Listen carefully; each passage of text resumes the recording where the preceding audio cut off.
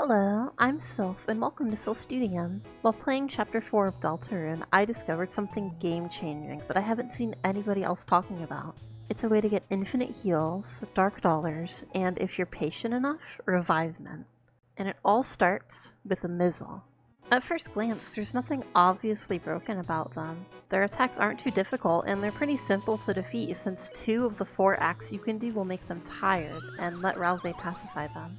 What I want to talk about though is the Embezzle Act. When you embezzle them with Susie, she has a chance to steal something from them. This can be either 100 dark dollars or one of 3 items. From my testing, there's only 3 items you can steal from Mizzle, but if I missed any, feel free to correct me. The 3 items are Darker Candy, which is an upgrade from Dark Candy and heals you for 120 HP. Mizzle is actually the only way you can get this item, unless you hold onto a Dark Candy through the first 2 chapters, because it upgrades at the start of Chapter 3. Scarlixer, which heals you for 160 HP, and you can sell for 225 dark dollars, which is an easy way to make some extra money. And Revivement, which revives you to full health. You heard me right. You can get revivements for Mizzle, meaning if you spent enough time fighting them, you could get an infinite amount of revivement.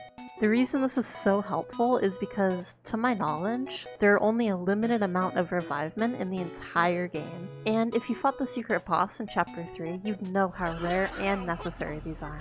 This is how you can find them. Mizzle is found in a few places in Chapter 4, but the easiest and quickest way to farm them is next to Gerson Study. You can do this anytime you're at Gerson Study, whether that's in the middle of the chapter or near the end. If you head to the room on the right, you'll find yourself a water cooler, a very deadly mini-boss. When you get close, however, Mizzle pops out to fight you instead. They can be fought as many times as you like, because just next to the cooler is an entrance to another room, and if you re-enter the room, Mizzle will respawn.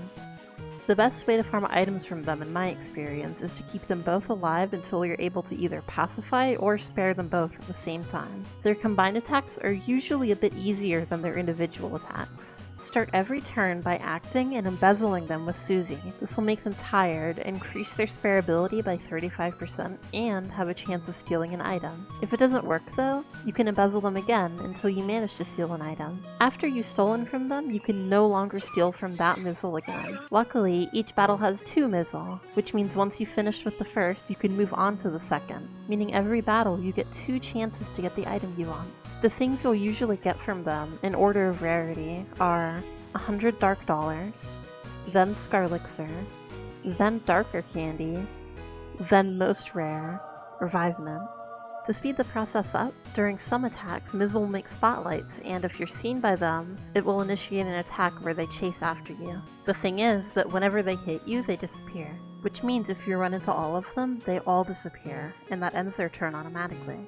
All you have to do is rinse and repeat until you get as many revivement as your heart desires.